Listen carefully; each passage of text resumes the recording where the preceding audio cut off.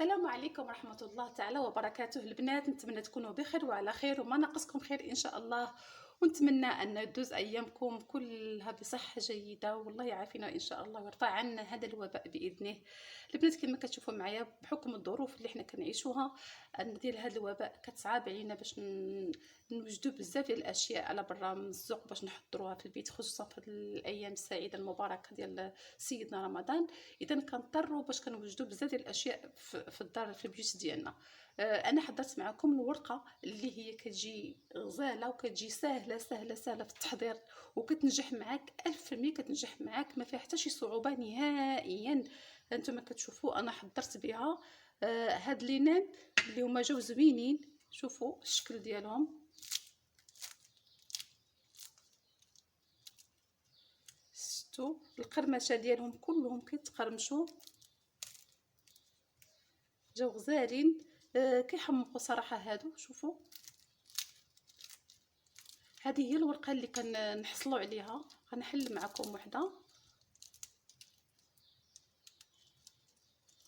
شوف كيفاش كتجي خاويه هاد الورقه، فهمتوا؟ كتجي خاويه وكتجي بحال ديال برا، ما كاينش شي فرق بيناتها، ما كاينش بحال لانك شريتيها. شفتوا معايا انها كتجي بهاد الحشوه اللي انا حضرت غزاله، حضرتها بالكروفات ولي زيبينار، ولكن الاهم الموضوع ديالنا هو الورقه ماشي الحشوه. صدقوني غادي تجربوا هاد الطريقه اللي غنشاركها معكم، راه غتصدق لكم الورقه وغتصدق لكم مخيره كاع، وربما تحيد عليكم العكز. تقدروا في اي لحظه تبغي ترشق لكم تصايبوا الورقه ديال البسطيله ولا شي حاجه، راه غتمدوا فرمشه عين تصايبوها. ان شاء الله ندوزو للمطبخ ونبداو في التحضير ديال الورقه ديالنا على بركه الله.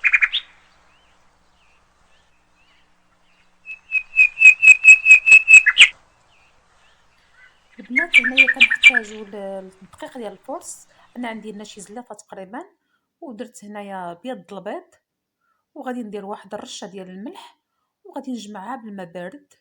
وكتلاحظوا بانني كنجمعها، خص نحصل على العجينه تكون قاصحه، اما تكونش لينه اما تكونش رطبه، باش انها تصدق معنا الورقه. الورقه خصها تكون قاصحه كما شفتوها، هي دي ما دلكتها ما حتى شي حاجه، غير مجرد ما اني جمعت الطحين بين يديا. هانتوما شفتوا غنخليها ترتاح. شنو نقول لكم، اللعبه ديالها كلها انك خصها ترتاح، جمعيها وخليها ترتاح. انا قطعتها دوائر، وكنصايب كريسات ونخليهم عاوتاني يرتاحوا، ونقضي شغالي بما تاخذ الوقت ديالها. العجينه تاعي ارتاحت، غنبدا نبسط وحده بوحده. غنبقى ندير اقراص وكندلقهم هكا بالدلاك، وكنرش عليهم الطحين. انا عندي الطحين والمايزينا، كنرش وكنحط على جنب حتى غادي بهذه الطريقه، حتى غادي نكمل الاقراص اللي عندي كاملين ديال العجينه ديالي، ومن تما غندوز عاوتاني للمرحله الاخرى.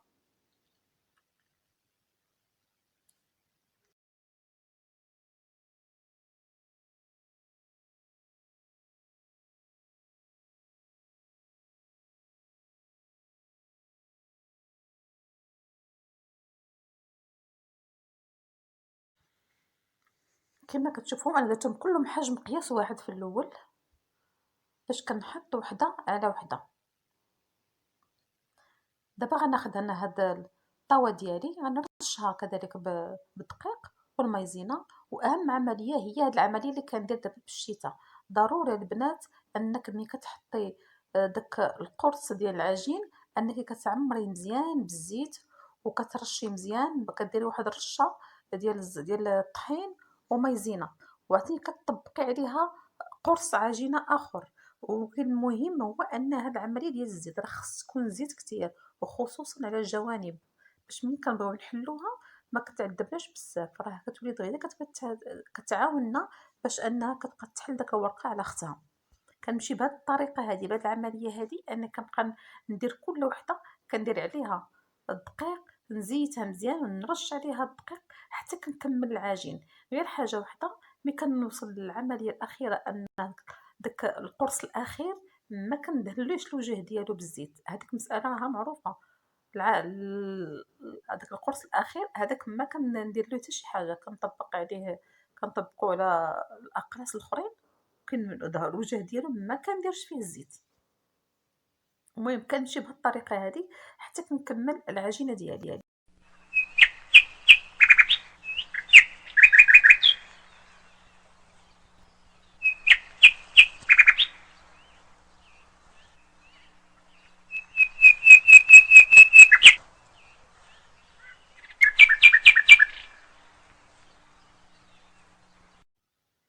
كما كتشوفوا البنات هنا غادي نبقى نطلق داك العجينه ديالي، نفرش ليها الدقيق.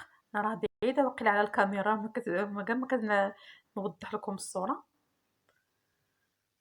كنطلق داك العجين وكنهتم مزيان بداك الحواشي ديال العجين. كنخصني نرد البال باش كل شنوفه خصها تكون على اختها، وكنسرحها بهاد الطريقه هادي. ومن بعد كنحاول انا غادي نحيد هاد الزوائد هادو، غنحيدهم انا بهاد الجراره، وباش نخلي لا فينيسيون ديال الورقه نتاعي مفينيه. وبهذا الشكل هكا غنقبضها وغادي نحطها في الكسكاس ديالي. المهم انا تحاولوا ترققوها شويه، ومن بعد غضربوا عادي بحال اللي كديروا الرغايف. واحد الحاجه، البرمه كتكون كتغلي، ما غديروا هاد العمليه حتى تكون البرمه كتغلي. دابا غادي نحطها فوق النار وغادي نغطيها بغطايه كما كتشوفوا، وغادي نخليها واحد 9 و 10 ديال الدقائق وهي كتبخر وكطلع. هانتوما كتشوفوا معايا كيفاش ولات كطلع. ولكن ساعة أنا خصني نبقى ندور الكسكاس بديك الجهة اللي كانت طالعة، كاين جهات أخرى ما طلعوش. دابا أنا دورت الكسكاس هكايا باش ديك الجهة كتلحق حتى هي العافية وحتى هي كتطلع وكتنفخ. العملية ساهلة. ها أنا دابا وجدتها، دابا محدا سخونة، غادي نبقى نعطيها الخاطر. شوفوا البنات، هاد العملية راها مهمة، خاصها شوية الصبر، وبشوية بشوية كتحلوا كل وحدة بوحديتها. هنا فين قلت لكم العملية ديال الزيت راها مهمة. من داك الأقراص كندهنوهم بالزيت راه هما اللي كيساعدونا باش أنها كتحل لينا وكتعطينا الطعم. إذا ما كنتيش سخية الزيت راه غيتعذب وغتلصق عليك، ربما متبغيش تقلع الأخرى على اختها. المهم هانتوما كتمشي بهاد خصها غير خاطر ما هي بسهولة، راه أصلًا كتفرق بسهولة كتفرق. شوف أنا كيفاش كتمشي معايا، راه بسهولة كتفرق، وراها كتجي رقيقة هادي. أما غندهنها بالزيت هانتوما غتشوفوها البنات راها كتجي رقيقة وخفيفة، ما نقولكمش الخفة ديالها. صراحة هاد الطريقة هادي راه غتصدق معكم. راه شحال من واحد ما كتصدقليش الورقة أولا كتمحن ولا شي حاجة، ولكن هاد الطريقة ديال الكسكاس البنات راها ساهلة وما كتعذبش نهائيًا. نهائيًا، نهائيًا، ودغيا كتوجد. شوفوا الورقة دغيا كتحل. هادي قلت لكم غير ردوا البال معايا أنها خصها تكون مدهونة مزيان بالزيت، الدقيق ونشا، والزيت مهم خصوصًا على الجوانب. فداك الجوانب هنا فين كنبغيو نحلوهم، كنبغيو نحلو الأخرى على اختها خصهم يكونوا مدهونين مزيان. راه كتجي غزالة والله العظيم. ما كتخليكش تعكزي زعما كاينة باش أنك ما ديريهاش، لحقاش ما كتمحّنش. شوفوا خفيفة، خفيفة، أنا بلا ما تدهن راه هانتوما راه غيتبان ليكم في اليد ديالي، غتبان ليكم transparente. راه في اليد ديالي غتبان، ها أنت يديا راهما كيبانوا قبل ما تدهن، ومن غادي تدهن غتبان ليكم أنها راها ناجحة ومزيانة. هانتوما كتشوفوا معايا أنا دهنتها كاملة، ضروري خصها تدهن وتحط في واحد البلاستيكة. شوفوها معايا ها هي في الدلة كانت كيفاش جاتكم. أنا كنشوف بأنها راها غزالة وصادقة. غير زعما البنات وديروها، البنات اللي كتمحنهم الورقة كتمحنهم ولا شي حاجة يديروا ديال الكسكاس الطريقة هادي والله لا زوينة. إما هاد الطريقة هادي ديال الكسكاس، وإما طيبوها الطياب ديال بحال اللي كنطيبو السانتير، كتقبطو كديروها على المقلة وكطيبو وحدة بوحدة، أولا كديروا واحد القياس كونتيتي بحال نفس العملية شي 4 ولا 5 ولا 6 على حساب، وطيبوهم تسرحوهم حطوهم في الطاجين ديال وجدة كبير. نتوما الطريقة كيفاش. دابا ان شاء الله من بعد هكايا دابا غندوز معكم عمليه اخرى. انا وجدت هاد الحشوه، عندي الكروفيت وندير لي زيبينار وقرعه وخيزو باش يعطيني اللون. غادي ندير هاد القياس هذا، وكتشوفوا لي زيبيس اللي غادي لي زيبيس. انا درت البودر ديال البصله، درت البودر ديال الثومه، ودرت العطريه اللي مخلطه، ودرت الملحه، وهادشي كله. وغادي يتشحر، غادي نشحر هادشي كله غنديرو، غنشحر فيه الكروفيت نتاعي غير واحد شويه، غير غادي يشم الكروفيت العافيه، ما غاديش نطيبو بزاف لانه مازال غيطيب مع الورقه.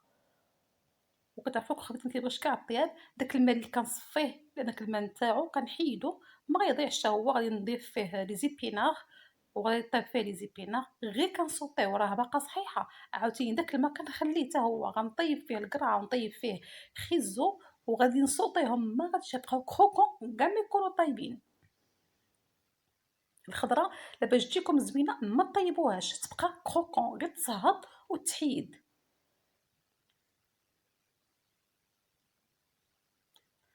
حطيت في هذا الاناء، ضفت عليها كروفيت، دابا غادي نرش عليها واحد شويه ديال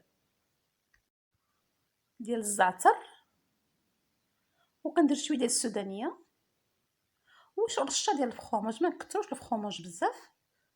وصافي هادي الحشوه نتاعي، غير بغيت نشاركها معكم، هادي اللي غنديرها لفطوري. انا حطيت غير هاد القياس لحقاش انا ما كنديرش لا كونتيتي كثيره، ما كنكونجليش، كنطيب داكشي اللي كناكل. هاد لاصوص اللي قطرنا من العقده باش ما تفزقناش الورقه ما نضيعهاش، انا ديجا كنحضر الصوبه ديال الحوت راه غنديرها فيها. كنبدا كنشر الورقه ديالي، نتوما كتشوفوا الورقه كلها جايه ترونسبارونط غزاله، بحال انك شديتيها من برا. انا غنديرها بهذا الشكل هذا، بغيت نحصل غير على الشكل ديال لينين. غنحيد الحواشي اللي هما زايدين، غادي نمشي لينين مع كلشي كيعرف يديرهم، وكندير العقده نتاعي بالطحين لان غادي نقليها باش ما ديرليش الكشكوشه. وكنبقى غادا بهذه الطريقه هذه حتى كنسالي. والطبق ديال البنات هو هذا. الورقه راها ناجحه 1000%. جربوها البنات، راها كتجي ساهله كما شفتوا معايا، ما كتاخذش منك الوقت نهائيا، ما كتعذبكش، ما كتاخذش منك الوقت.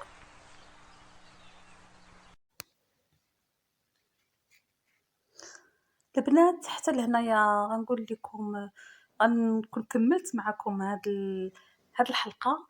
اذا حتى الفيديو قادم ان شاء الله، وغنحاول نحضر معكم اشياء اخرى. البنات الاول مره كي تشوفوا الفيديو ديالي، نتمنى انكم تبارطاجيو لا فيديو ديالي مع لي زامي ديالكم، وانكم تنضموا للقناه ديالي وتشتركوا فيها وتشجعوني. حتى لهنا البنات نقول لكم بسلامه، الى اللقاء، الى الفيديو القادم ان شاء الله. ورمضان مبارك سعيد، وتهلاو ليا في ريوسكم. باي باي، بسلامه.